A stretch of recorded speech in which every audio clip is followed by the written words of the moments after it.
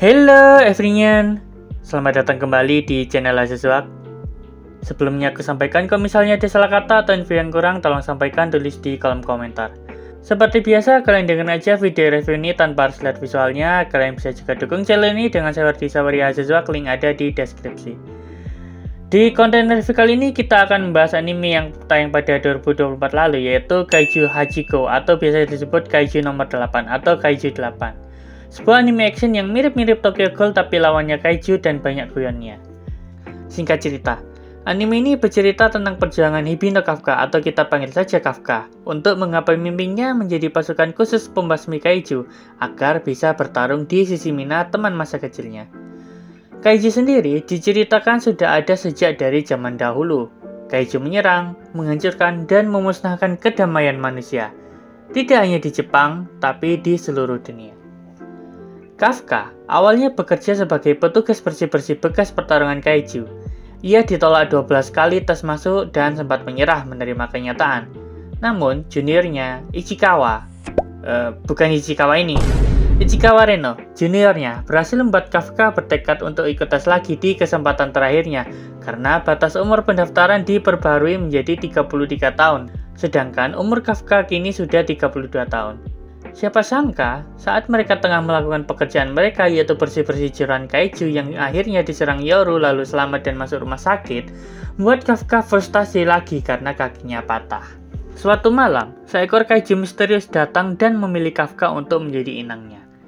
Kaiju tersebut masuk ke tubuh Kafka yang membuatnya dapat berubah menjadi kaiju. Karena Kafka berubah jadi kaiju, otomatis dia diburu karena dapat mengancam keselamatan umat manusia. Bertepatan dengan saat itu juga terjadi serangan kaiju yang membuat Kafka tanpa sengaja beraksi dan menyelamatkan seorang warga. Aksinya tersebut membuat kerusakan yang sangat mengerikan. Hal itu membuatnya diidentifikasi sebagai Kaiju nomor 8. Tubuhnya tiba-tiba pulih dan rezeki lain datang padanya, yaitu ia lolos seleksi ke tahap selanjutnya. Namun demi keselamatannya sambil belajar mengendalikan dirinya, Kafka dan Ichikawa memutuskan untuk merahasiakan ini pada siapapun. Apakah Kafka dapat merahasiakan dirinya yang dapat berubah menjadi kaiju?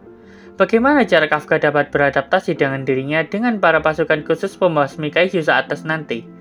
Mengapa kaiju tersebut memilih Kafka untuk menjadi inangnya? Apakah anime ini cukup rekomen untuk ditonton? Iya, sangat, terutama buat kalian pecinta anime action dan pecinta kaiju. Yang buatku suka dengan anime ini yang pertama alur cerita Zero to Hero yang menyentuh hatiku sebagai penonton. Dari tukang bersih-bersih tai kaiju, jadi kadet, sampai jadi anggota pasukan khusus dan diakui semua orang di divisinya. Yang kedua, backsoundnya keren banget. Di beberapa scene atau momen terasa banget semangat heroik semua karakter yang bersaing untuk menjadi kuat agar bisa membasmi kaiju. Yang ketiga, adegan actionnya banyak. Wadidaw, keren banget animasi dan sound efeknya. Yang keempat, lagu opening dan endingnya yang pas banget. Untuk opening menurutku lumayan unik, visualnya kayak lihat visual Winamp zaman Windows XP dulu. Kalau lagu ending ini aku nggak pernah skip soalnya enak didengar.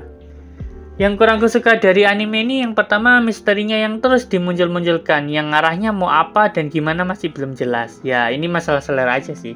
Yang kedua yang aku lihat, animasi dari episode yang markas diserang itu sampai akhir episode rasa-rasanya agak turun gitu. Padahal di episode awal kita disuguhkan animasi dan angel yang keren. Untung aja ini masih ketolong sound effect sama backsoundnya sih.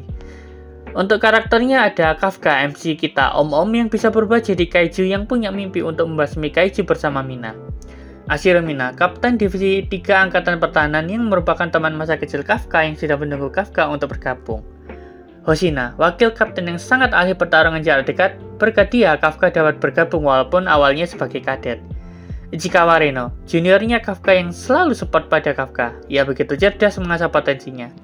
Kikoru, kesukaan kita semua, walaupun dia anaknya direktur, tapi dia membuktikan bahwa ia sendiri memang berbakat dan mampu mengalahkan banyak kaiju. Okonogi, kayaknya bagian operator, ya biasalah bagian ini selalu ada di seri-seri kaiju. Lalu rekan-rekan Kafka lainnya ada Furuhashi, Izumo, dan Kaguragi. Dan kemudian antagonis utama di seri ini yaitu Kaiju nomor 9. Sebagai catatan, masih belum dijelaskan tingkatan dari kapasitas ragam yang digunakan.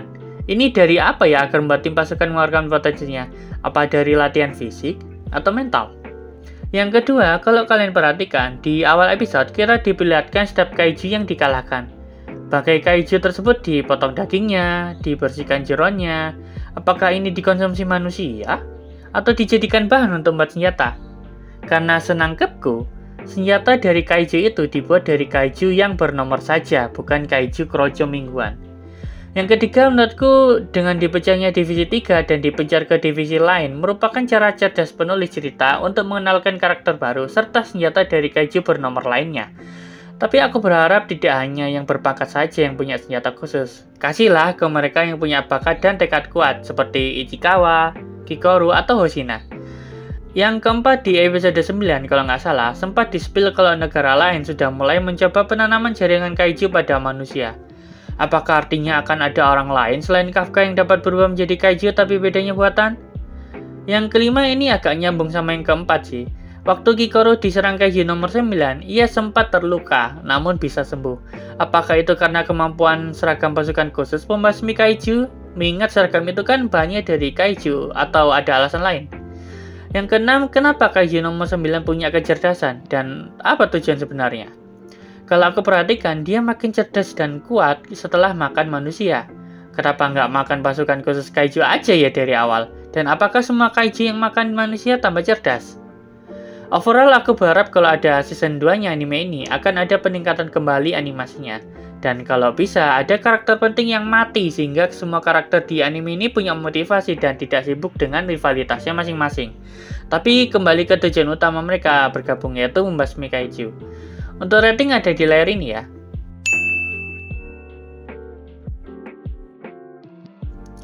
Gimana? Sudah selesai ngerjain tugasnya? Sudah selesai dengan hal kalian sekarang?